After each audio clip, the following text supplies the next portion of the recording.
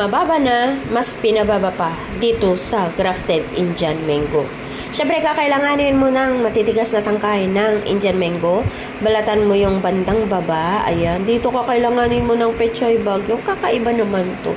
Butasan mo sa mo ilagay yung katas ng aloe vera. Napakalaking bagay po yung katas ng aloe vera sa pagpapaugat po guys, no? Ng kung anong greenagraph natin.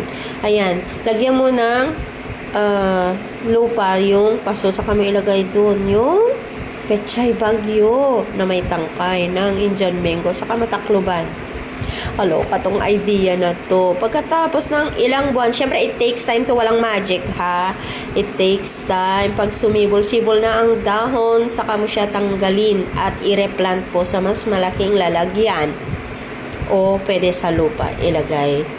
Iyon. Pagkatapos niyan, pag na-replant mo na, kailangan mo syempre yung diligan para hindi mamatay.